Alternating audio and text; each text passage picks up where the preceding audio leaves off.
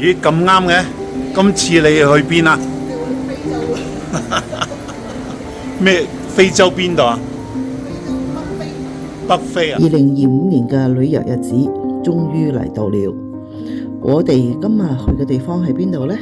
係有北非花園之稱嘅摩洛哥，一個色彩斑斕、地貌多樣、充滿神秘嘅國家。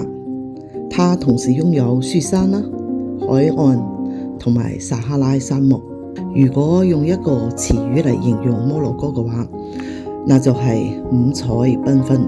白色嘅卡薩布蘭卡，紅色嘅馬拉喀薩，藍色嘅舍夫沙曼，多姿多彩嘅菲斯，再加上金黃色嘅撒哈拉沙漠，孕育出1000年1夜呢個奇妙同埋神秘嘅故事。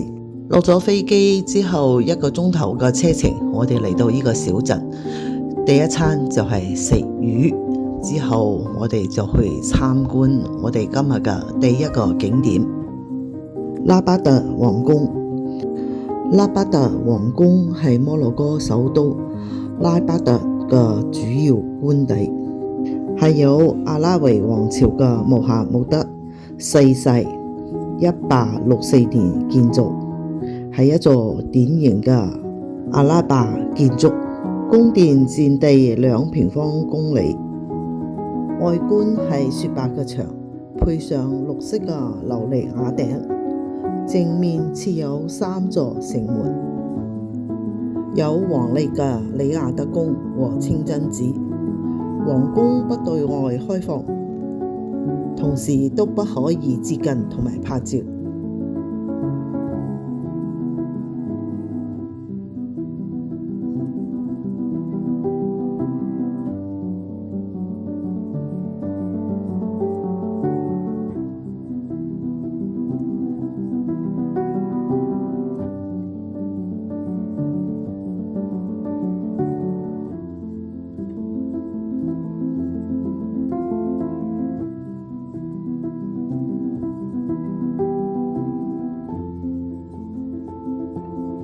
喺巴拉特皇宮內嘅穆罕默德5世陵墓係一座紀念性嘅建築物，位於拉巴特哈桑塔旁邊，係摩洛哥國王穆罕默德5世給2個兒子哈桑2世同埋阿卜杜拉王子嘅安葬之地。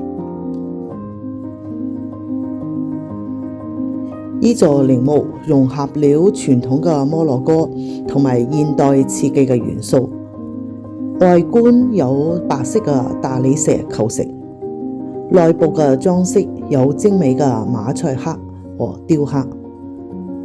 遊客可以免費入去參觀，欣賞莊嚴氣氛同埋華麗嘅內部裝潢。同時我哋都可以睇到着著傳統服飾嘅皇家衛兵。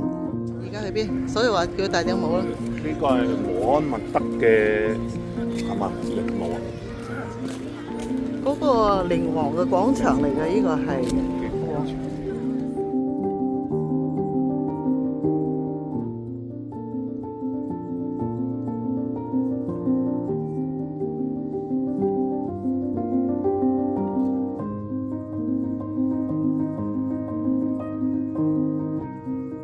哈森塔係阿爾穆哈德王朝於公元1196年所建成。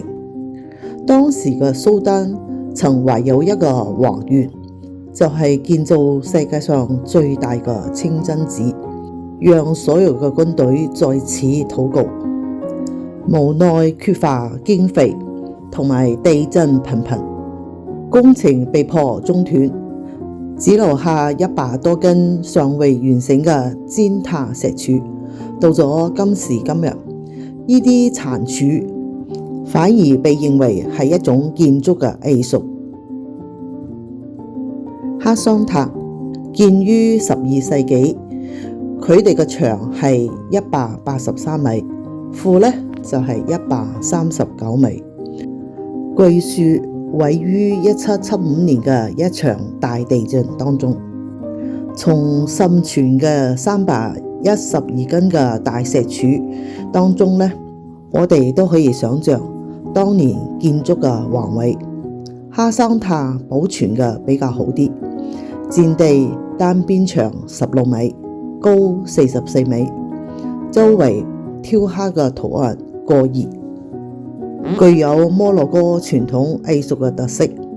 整個建築莊嚴宏偉，風格雅典，體現了阿拉伯穆斯林優美嘅建築工程藝術。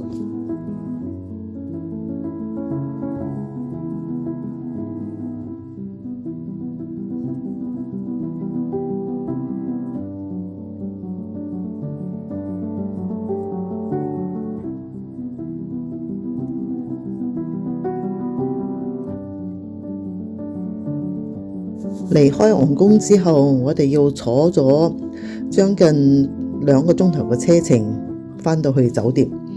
返到酒店已經係晚上7點幾8點啦。經過一晚嘅休息，第二日我哋喺酒店早餐。呢度係酒店出邊嘅景色，一個人造沙灘加埋泊船嘅碼頭，景色非常之漂亮。但係我哋根本冇時間去慢慢欣賞呢個美麗嘅景色，因為我哋好早要出發去一個應該係尋晚去睇嘅景色。由於尋晚太夜啦，所以改在今朝一早去睇。呢度係邊度呢？斯帕特爾海角。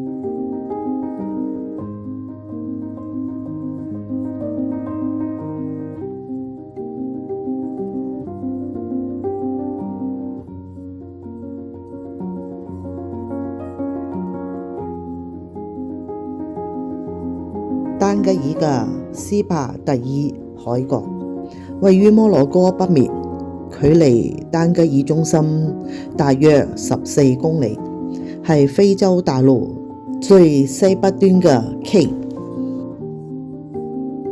呢個海角之所以著名，係因為它係大西洋與地中海嘅交匯點。斯帕特爾海角燈塔位於直布羅陀海峽入口之處，這裏係非洲最西北角，左邊係大西洋，右邊就係直布羅陀同埋地中海。參觀完之後，我哋要趕住去下一個景點啦。如果你鍾意我今次嘅介紹，請訂閱讚好，我哋下期再見啦。